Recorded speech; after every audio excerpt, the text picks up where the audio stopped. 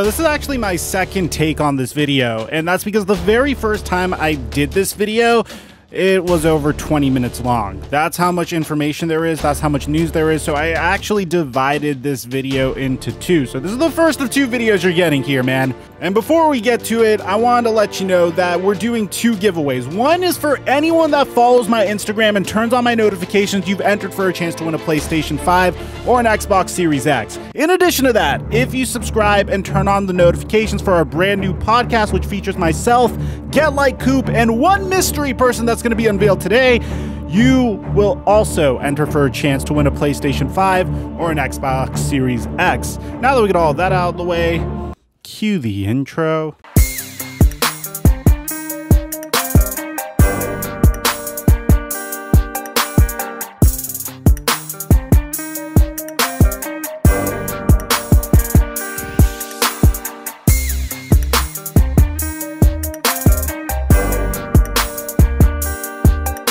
Mic check 1 2 1 2. What's going on, everybody? I want to give a special shout out to each and every member of Mike Mafia that tweeted and IG DM'd me information to make sure I got all of the news I possibly could to create this gigantic compilation of NBA news that you need to know during the NBA trade deadline. So let's start with the Kyle Lowry news that we just got. You see, Kyle Lowry's situation is very peculiar to say the least. And one thing that you guys could come to respect about me is I am of the belief that not all takes are 100% accurate. Eventually, I'm going to get some things wrong, I get some things right, but no matter what, I provide you guys with legitimate analysis and a rationale behind my takes. So 2 to 3 weeks ago, a take I made that I got wrong, at least so far, was I said that it's a foregone conclusion that Kyle Lowry was going to get traded to the Philadelphia 76ers or the Los Angeles Clippers. And the rationale was very simple. The Los Angeles Clippers were desperate for a point guard, and to this day, they still are desperate for a point guard. As a matter of fact, if there is a point guard on the market, I would be surprised if I didn't see the Los Angeles Clippers being interested in him. As a matter of fact, we got word that the Los Angeles Clippers are currently interested in acquiring George Hill in a trade from the OKC Thunder. The problem is the OKC Thunder kind of expect draft capital in return for any individual on their roster. Maybe they'll be willing to part with George Hill for a second-round pick. We'll have to wait and see on that. But back to Kyle Lowry, according to Brian Windhorst, Kyle Lowry is either going to get extended or he's going to get bought out, or he's going to get traded, which is very interesting. Listen to this quote, because I take Windy very seriously. According to Windy, Kyle Lowry's free agency is happening right now. The expectation is that Kyle Lowry is going to have a new contract by the end of this week. It's either going to be to stay in Toronto, or it's going to be Miami, or it's going to be Philadelphia. Now, I said weeks ago that I believe that Kyle Lowry is definitely going to Philadelphia. He listed his Toronto home for sale, for crying out loud. His hometown is Philadelphia. The Philadelphia 76ers really need a point guard right now. It all made perfect sense, but talks about that kind of died down ever since, and I would be very shocked if he ended up going to Miami instead, although they're the front runner currently. The Philadelphia 76ers have the most that they could give up. They have the most assets, they have young players, but what most media is saying is that Kyle Lowry is probably going to end up in Miami, or he's going to stay on Toronto. And I guess talks with Philadelphia has died down a little bit. So this is something that we have to monitor moving forward, because the Miami Heat appear to be very desperate for a guard. Now, I heard two rumors in regards to the Miami Heat. One makes a lot of sense to me, other than the Kyle Lowry information. The other is just, I don't really know. So here's the first part that just doesn't make that much sense to me. This is according to Vincent Goodwill of Yahoo Sports, and it's the fact that the Miami Heat offered Mo Harkless, Avery Bradley, and Kendrick Nunn for Spencer Dinwiddie of the Brooklyn Nets.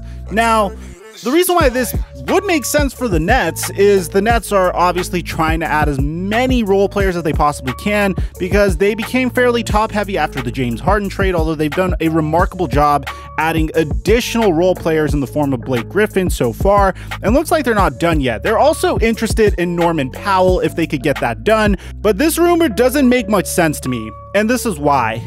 The Miami Heat are currently the 4th seed in the Eastern Conference. They definitely could use a little bit of a bump in order to take that next step if they really want to get close to the way they were last year and make a push for Eastern Conference contention, especially with how good the Brooklyn Nets and Philadelphia 76ers have been so far. So why on earth would they trade 3 of their players, especially Kendrick Nunn and Avery Bradley and Mo Harkless, which are all great role players in my opinion, for a player that has a partially torn ACL that's out for the rest of the season. That doesn't make much sense. On top of that, I thought that it wasn't possible to trade Spencer Dinwiddie because he's out with an injury, so if someone could clarify that rule for me, please let me know, unless if we should just completely throw this rumor out in general because of that injury rule that I thought was in place. The Miami Heat are apparently linked to Victor Oladipo. They've been linked to Victor Oladipo for a freaking year, for crying out loud. It's crazy. Like, even before Victor Oladipo came back from injury, everybody knew that he was going to eventually end up on the Miami Heat.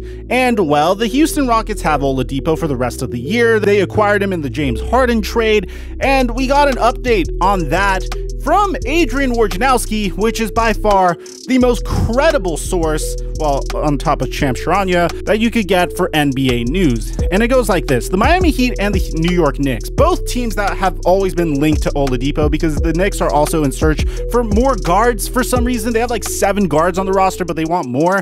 So the Heat and Knicks, with summer cap space, are reluctant to offer premium packages for Victor Oladipo.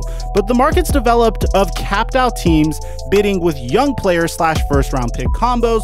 One thing's become clear: Houston's likely moving Oladipo before the deadline. Of course, if you're the Houston Rockets, you're moving Oladipo before the deadline because Victor Oladipo is going to be leaving you this offseason. And when you're a rebuilding team that finally won your first game after losing your previous 20, you need to do whatever it takes to move on from any asset that you have as quickly as possible. So that includes Victor Oladipo. Speaking of guards, another guard that's expected to be on the move that the New York Knicks are interested in, and this is how you could tell that these rumors have some substance to them, because they are actually consistent with one another. The New York Knicks are clearly looking for a guard. The Miami Heat are clearly looking for a guard. The Brooklyn Nets are clearly looking for role players. It's all consistent. You're not seeing the Miami Heat coming out and all of a sudden saying that we're interested in acquiring Miles Turner in a trade. You know, they're only seeking a guard currently. So the latest piece of information we got in terms of another guard is a player that's been under the radar so far, and his name is DeMar DeRozan. And this comes to no shock to anyone, because when the San Antonio Spurs came out and said, hey, we're moving on from LaMarcus Aldridge, they kind of told us that they're also going to move on from DeMar DeRozan as well. They're clearly headed for a rebuild. DeMar DeRozan's contract's set to expire this year. They want to get something in return for him. Now, what DeMar DeRozan plans to do in the offseason, we're going to discuss in the offseason, because this is the trade deadline and not the offseason. All we know is that the New York Knicks are interested in acquiring DeMar DeRozan. That's the only information we have on it so far. And this brings us to probably what I like to call the granddaddy trade rumor that probably is the reason why you clicked on this video, and that's this crazy trade rumor that we're hearing from the Boston Celtics. Now, I used to be, and I'm a Laker fan, so I'm always going to preface it with that whenever I'm talking about the Clippers or the Celtics, so you guys could determine whether I'm being biased or not. But I've always thought that Danny Ainge is a remarkable general manager. That trade he pulled off with Kevin Garnett and Paul Pierce to the Brooklyn Nets for multiple first-round picks was brilliant. That trade that he pulled off in 2017 when he had the #1 overall pick in the 2017 NBA draft, everyone was looking at Markelle Fultz like he was the next coming of Dwayne Wade, only he could shoot threes. And then he traded down to the #3 pick and drafted Jason Tatum, who was the best player out of the first 5 picks of the NBA draft. That was also brilliant. And then even the Isaiah Thomas trade, as messed up as it is, in terms of roster construction, he made the right call there, as horrible as it is. Obviously, from a personal standpoint, moving on from Isaiah Thomas after making that sacrifice he did in the playoffs stinks. It really sucks. But when you could acquire a player like Kyrie Irving while also selling high on a player that I guess he just didn't believe in, it makes a lot of sense. Now, obviously, his actions have repercussions. Players don't trust Danny Ainge anymore, especially when you see a general manager like Sam Presti come along and literally trade Russell Westbrook to the team he wants, trade Chris Paul to the team he wants. Sam Presti has a pretty good reputation in the NBA as a result of that. But more recently, the Boston Celtics just have been hit with some really bad luck. For example, Kyrie Irving just didn't work out. He got injured one year. Terry Rozier was able to help the Boston Celtics make it to the Eastern Conference Finals. And then the next year, things were very awkward with Kyrie Irving on that roster. Kyrie Irving ends up leaving for the Brooklyn Nets.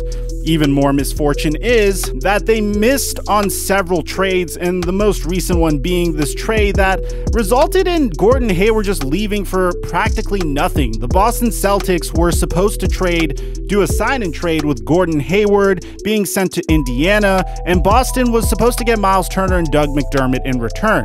Boston said we wanted Miles Turner and TJ Warren or Victor Oladipo. That was declined, and next thing you know, Gordon Hayward leaves to Charlotte. Boston gets nothing.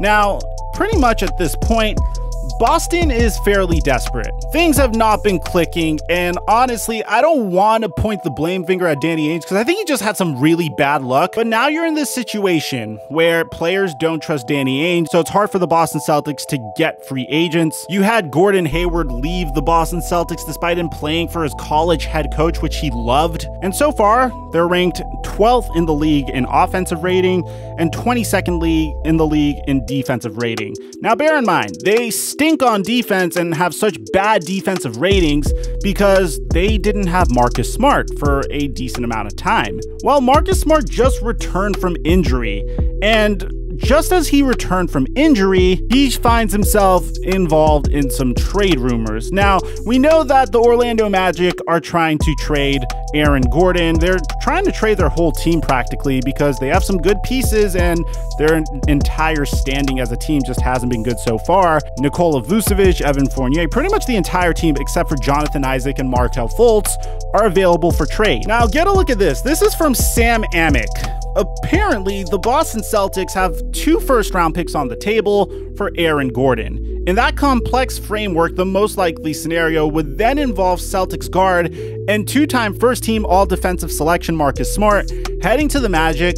Gordon and Fournier are also going to be Boston-bound. So Marcus Smart, 2 first-round picks to the Orlando Magic for Aaron Gordon, an offensive-minded power forward who's regressed recently. Evan Fournier, a pretty good shooter in my opinion, but a defensive liability. Aaron Gordon, who isn't remarkable on defense, but has regressed offensively. I guess you could chalk that up to the fact that he's playing for the Orlando Magic and they have a logjam at the front court. And they're giving up Marcus Smart, who this year, his advanced defensive statistics don't look so good. I don't know if the Celtics think he's regressing. I don't know what the story is over there, because throughout his entire career, he's been a remarkable defensive player. Plus, you're giving up 2 first-round picks in order to make this move.